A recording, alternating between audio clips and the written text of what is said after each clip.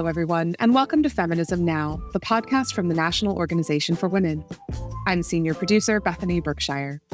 Feminism is about equality of opportunity for all genders. But the world doesn't look equal to people who are in larger bodies.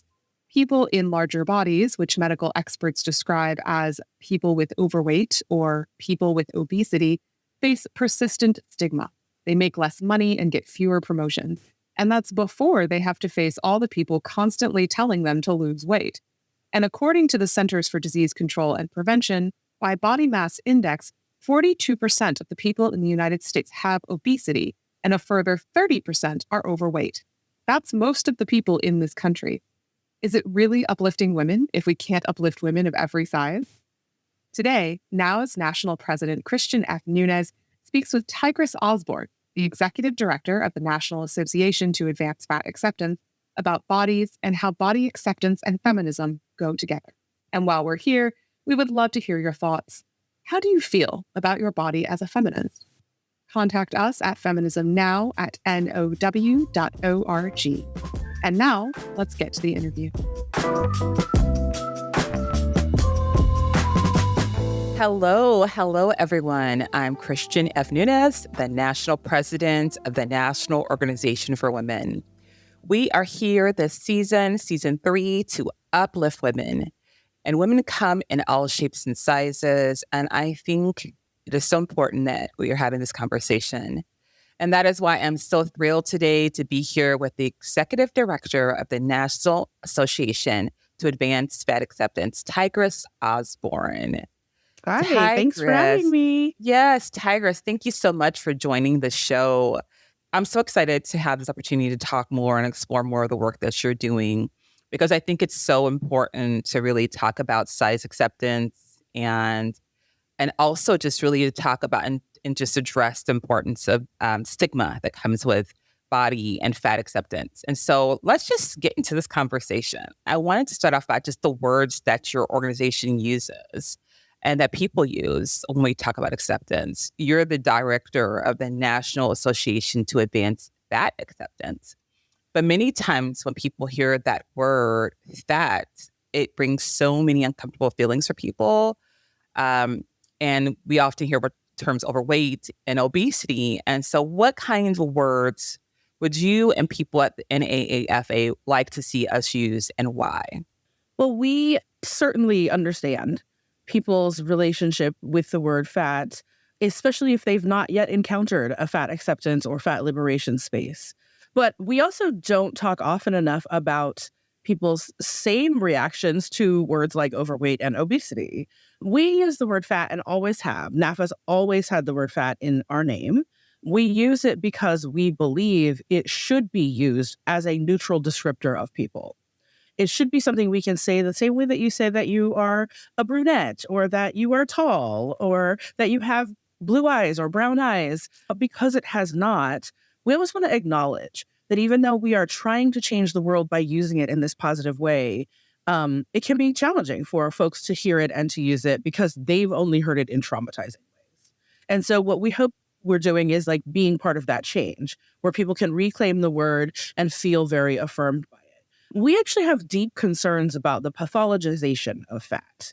And so the medicalized words, overweight and obesity, are words that we avoid using in fat advocacy work.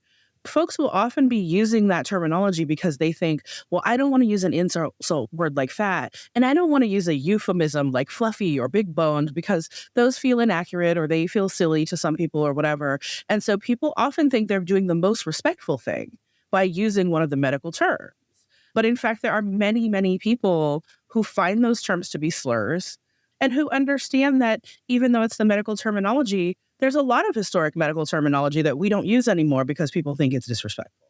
So I just want to put that out there for folks to really be thinking about how they use all the words, not just to be thinking about how they use fat, how they use all of them. Right now, it feels like pretty widely accepted to use the term higher weight instead of fat or obesity, if you're looking for an alternative to both of those. Plus size is very, very popular, although I do caution folks that because plus size comes from women's fashion, it can feel really gendered to some folks. So depending on the setting, maybe not. And I like to always use the superlative of the adjectives that mean larger or bigger, right? So instead of large or big, I like to use larger or higher or bigger because it implies a spectrum. The word overweight implies a fixed point. There's one weight that everybody should be, and you're either over it or under it. And so I like to use the words that are a little less fixed and that imply that spectrum. Okay, Tigris, I want to unpack this a lot because you just gave us a lot, right? Yes, so it was. I want to. And thank you for letting me just run with it. Yeah, no problem. But I want to unpack when we talk about using fat as a neutral term or descriptor, right? Mm-hmm. Because like we're talking about for so long throughout history, it's been seen so negatively. It's been seen to demean people, right? So how do we shift to use that as a neutral descriptor? And what is it if we're using it as a neutral descriptor? I think we need to let the audience and our listeners know what that means. Sure. Well, I would point out that we have historically used fat as an insult, but we've also actually historically used fat as a positive descriptor of many other things besides human bodies and sometimes of human bodies, right? Right. You got a big fat paycheck. Right. Right. Somebody gave you a big fat hug. Right. And so it is more of a nuanced word than we sometimes pause to think about, especially if it has been used in hurtful ways against us. I also like to ask folks to think about other terminology, especially with other identity groups that has been historically used negatively that people have reclaimed and used in positive ways. And I'm thinking of words like Black or words like queer. And of course, like our identities are all different. And fat is also a physical status, not just a sociocultural or sociopolitical identity. We need to take a little bit of nuance into account when we're making comparisons with other groups. But it is something to think about in terms of how some people can take a tremendous amount of pride in a word that has been used in the past to hurt them. And for many of us, that is really powerful. I know that it is hard to stay neutral about the word fat in a world where the word fat is so projected upon folks as a negative thing. But the more of us who use it in those other ways, the more we can own it in those other ways. Well, I love what you say about reclaiming the word, right? It's like taking ownership back of it and not letting people make it sound like it doesn't have worth. And yeah. I think it's a big part because I know for myself, I'm almost 6'1" and I'm a full-figured woman. I'm size 18, and I'm very prideful in what my appearance and what I look like, and I have no problem saying that. But it's just like it's really interesting to see how people sometimes are surprised that I'm okay acknowledging that part of myself. It's not shameful for me, Right. Well, because we're so used to using fat actually as a proxy word for something else. Sometimes we literally mean like that person's body is a certain way. Right. But what we often mean is that person's body is a certain way. Therefore, that person must be fill in the blank with some other negative stereotype. Lazy, stupid, doesn't care about themselves, unhealthy. Like we often don't just mean that person is visibly fat. We mean that there's something we're seeing or something we're attributing to their fat right. that is actually about their morality. And some of that, and especially about health, is actually shaped by capitalism and by white supremacy. Absolutely. I hope that your listeners, if they're not already familiar with the work of Dr. Sabrina Strings, will get familiar with her work around the history of the connection between racism, between white supremacy, and our ideas about fat. How our ideas about fat bodies are constructed in part as a way to juxtapose the savage other who, is curvier or who has more fat on their body with white perfection and with white abstinence and with, an idealized white womanhood. And how much of that is about, upholding racial differences in order to justify slavery. A lot of people have not ever thought about that. But even if you don't know that specific history, you can certainly look at mainstream beauty and health standards and see how they are shaped by idealized whiteness opposed to everything else. Body mass index, the tool that is used by the medical establishment to designate people as medically fat, right. starts with looking for what is the ideal man centuries ago in a European setting. So who is that leaving out, right? our American ideas about who is too fat medically and in terms of health, date back to early 1900s life insurance mortality charts that are based on BMI or that are shaped based on a population of people who, again, like who has life insurance at that time. And also colonialism, like the idea of like who is the conqueror, what the ideal American looks like historically and contemporarily. And our ideas about body shape and size and performance, are all connected to those things. I'm so glad that you're bringing this up because in our society, in our country, in our world, so many decisions, so many policies and standards, majority of them are based on these like very colonial like standards, these white patriarchal standards, right? All of this stuff is intersecting. So the way the sort of systemic anti-fatness works exponentially impacts Black and brown folks with queer identities, sexual orientation or gender, sometimes older folks who are also disabled. Like if you've got these other identities or other sociopolitical groupings that you're part of that experience challenge in this culture, then those are sort of layering on top of each other. And anti-fatness is really pervasive in our culture for all people, but especially multiply marginalized people, and especially the fattest people. Anti-fatness affects everybody. If you live in a culture where you are always told that fat is bad, fat is unhealthy, fat is deadly, fat is immoral, then you are constantly under the pressure to not be fat, to not get fat, to not stay fat, to not associate with fat. And that affects everybody. If things are assumed about you medically because you are a larger bodied person, then you may be missing the clues to what is actually going on with you medically. And if people are assumed about you medically because you are a smaller bodied person, you also may be missing the clues to what is going on with you medically. People with lower BMIs are underdiagnosed with metabolic health problems that they have, that we associate with fatness, even though people across the size spectrum have them. So doctors will not be looking for some of those things in smaller bodied patients. They will be assuming that larger bodied patients have those conditions or, health challenges, regardless of whether we actually do. And so all across the spectrum, we're getting it wrong with a lot of people by using tools that make assumptions that are just by measuring our body size, we can automatically know something about an individual person's health. And that's one of the greatest challenges that we face around dismantling systemic anti-fatness, right? It's one of the greatest benefits to people of all sizes. Absolutely. Absolutely. I'm curious, one of the stereotypes I often hear is about the fact that, fat people can't be healthy. Or people in larger bodies can't be healthy.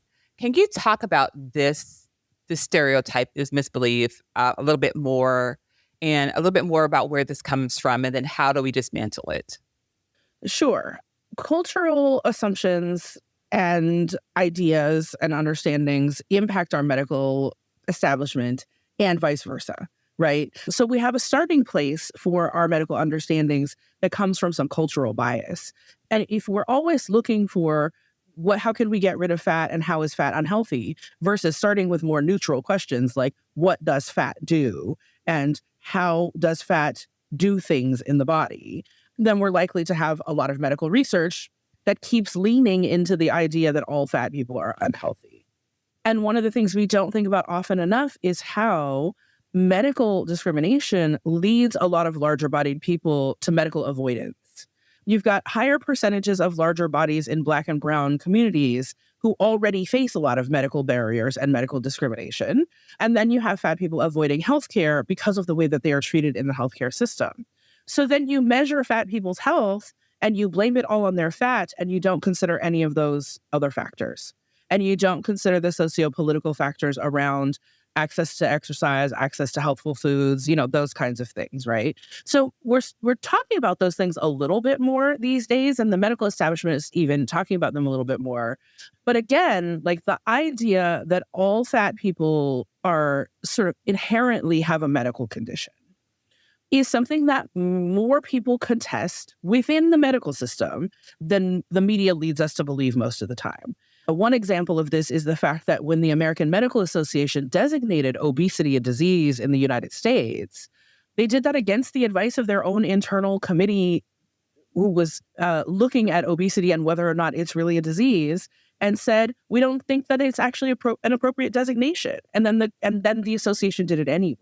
And I think that's really interesting. It raises a lot of questions for me about, like, why would that happen? What influenced that decision? Even the American Medical Association has come out and said, they came out with a report and said, we admit BMI is, historically racist and highly problematic. But, a lot of doctors really find it useful. So we're going to keep on using that. But we're going to tell them that they could maybe add some other things to measure fat people in other ways, measure their waist or think about other things that are going on with them. So, like, don't just use BMI, but, they continue to use BMI even though we're acknowledging that things that fat liberationists have been saying for decades have actually been right this whole time. Right. It's hard to pry it out of people's hands, right? And so that just shows to me how culturally entrenched it is and, how systemically entrenched it is.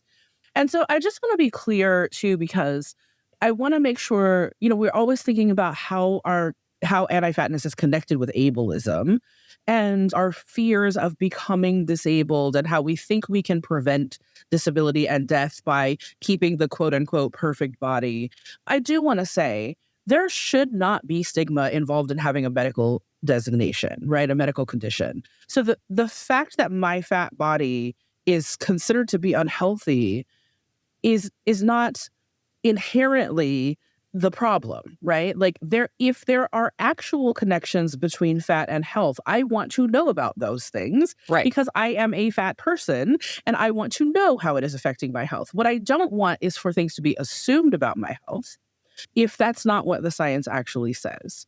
And a lot of the science that we believe, that especially like lay people, just like average Americans, a lot of the science that we believe shows that fat is deadly actually is correlations between fat and conditions. It's not a causal relationship. It's not fat causes you to have heart disease. It's that fat and heart disease exist in a lot of the same people. Well, so does Blackness and heart disease. So does, maleness and heart disease. There are correlations with everything that is part of why we are concerned about larger bodied people's health, with other kinds of identities and other kinds of life conditions as well. So the sociopolitical factors that lead to what somebody's health looks like, we scapegoat fat for all of them whenever it is convenient to do so and whenever it's profitable to do so. If there were no money in trying to get people to lose weight, through commercial diet programs or through pharmaceutical assistance or through other medical assistance like weight loss surgery, are there still as many entities trying to get us to lose weight? Because so much of that is interwoven with the medical establishment, and so much of our medical establishment is interwoven with profit-driven motives, not health-driven motives. So this has been such a fascinating conversation. We have to take a quick break, Tigress, and then we'll be right back. For a minute, we're going to go to our action now. It's November, and that means it's Native American Heritage Month. Indigenous people in North America have endured and continue to endure centuries of injustice. In our history, Native people's cultures, identities, and governments were not welcomed as a part of our nation. Instead, they were seen as a threat. Indigenous people were murdered, displaced, and forced into assimilation through boarding schools. Even now, Indigenous women face murder rates at 10 times the national average. At the National Organization for Women, we know that 1 month of commemoration cannot make up for the historical and ongoing oppression. But we do know that commemoration can make us learn about Indigenous history and culture. We can uplift the voices of Indigenous women and demand improvement for their economic conditions and safety. For your action now, find out which Indigenous people lived where you live now. Then head to firstnations.org/knowledge-center, where you can learn more about Native American issues and culture. And now, back to our show. I want to talk a little bit more about how racism intersects with larger bodies. And I want to kind of bring up something for the listeners to kind of help guide this journey we're going to take a little bit. I don't know if you remember the story of Sarah Baartman from back like the 1700s, right? Did you ever hear about this? I know. Yeah, I know exactly where you're going with this. Okay. So for the listeners, there was a slave, a woman, Sarah Baartman. She had very large breasts, very large butts, and when white colonizers came around to Africa, it was something that was unbelievable to them. So they decided that they would make her act and take her around the world as a circus act. And they enslaved her, put her in cages, and put her around for people to stare at her and watch her, and made her into the circus act because your behind was so large, which now people buy, I want to say. But back then they made it a mockery, and they would have people come buy tickets, and she was just ridiculed for her body. She was ridiculed for her body, but she was also observed with fascination. And I think that a lot of Europeans, that's how they justified witnessing Sarche. Sarah was like sort of the English name that they called her. I think the correct pronunciation of her name was Sarche. I think it's really important for us to remember that like the dehumanization of fat bodies and particularly fat Black bodies and her as a fat Black woman, people justify it as not being dehumanization. They justify it as like learning more. And that is also important for us to note that like this is learning about bodies without the consent of the subject, right? Or with coercion of the subject even. There was no consent in this. Right. This was servitude. This is enslavement. I mean, and I always question the fascination part to me because it's more like people use that because to me it's like, how is that fascination when you're objectifying another human being for your learning? Yes.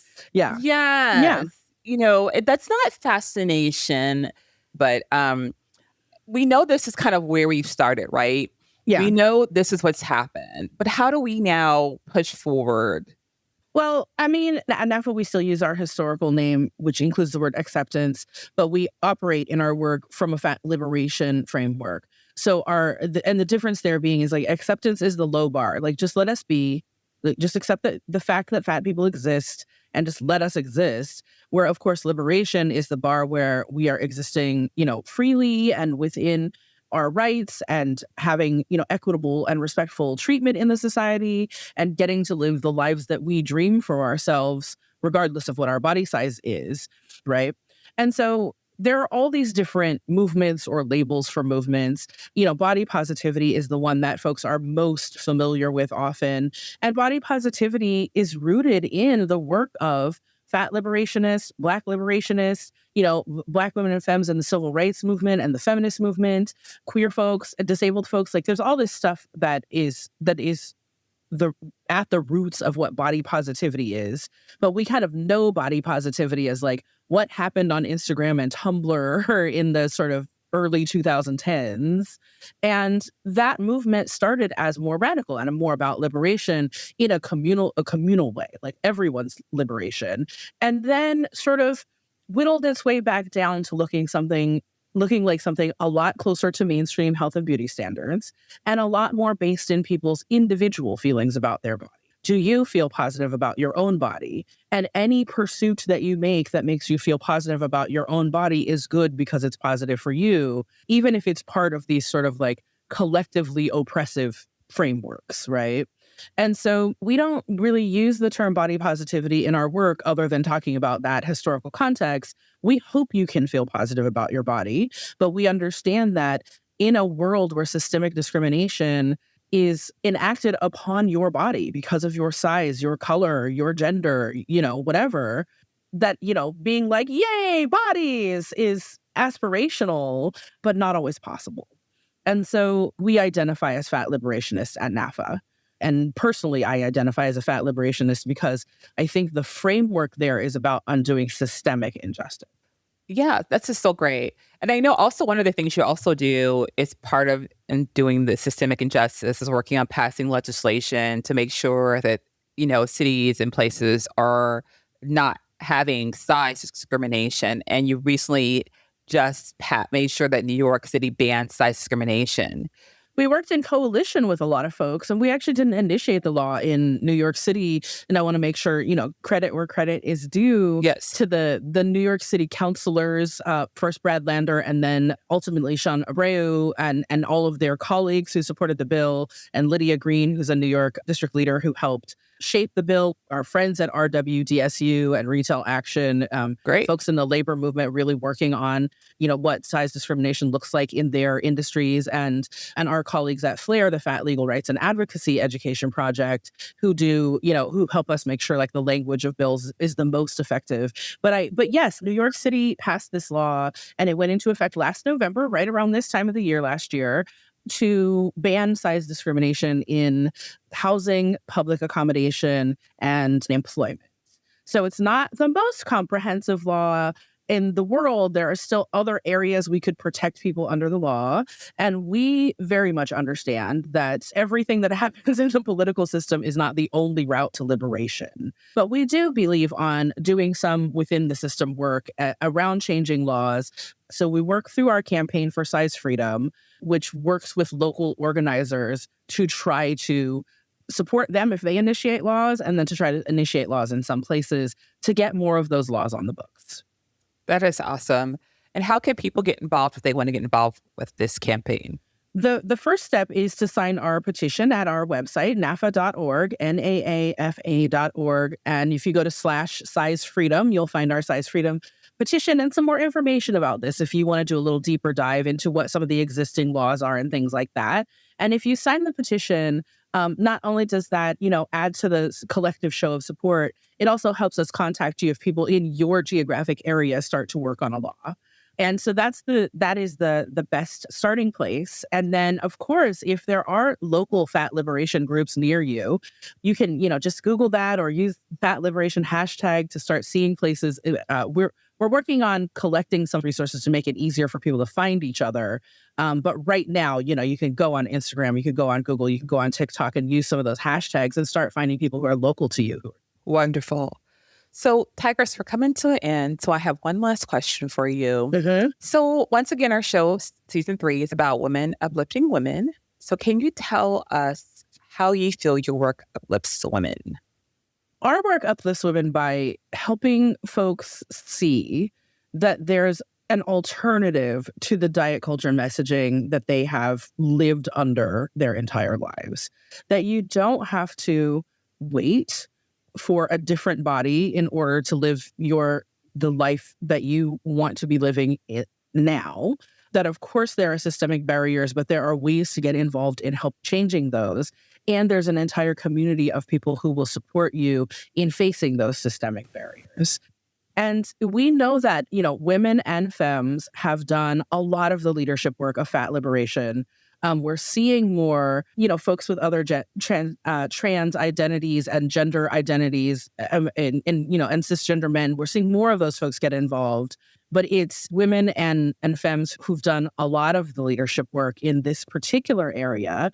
And it's really exciting to be able to look around and see women doing that kind of leadership work and partnering with folks in other social justice movements to uplift each other and to support each other and to try to make a better world. So we know one of the things that especially fat women need is representation of themselves. And this is a place where you can get it in this world of folks who believe that your fat doesn't have to stop you. You can be exposed to more people who are living their lives accordingly.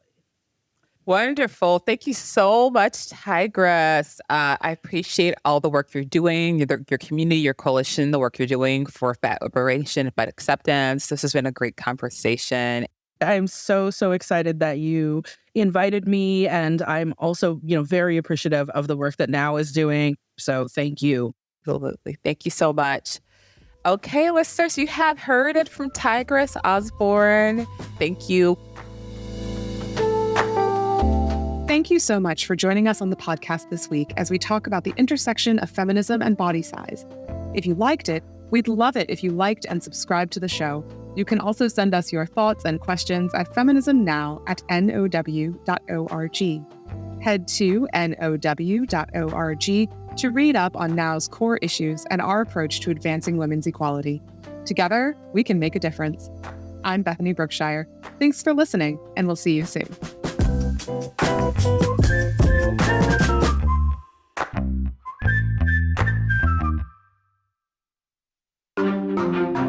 Topica.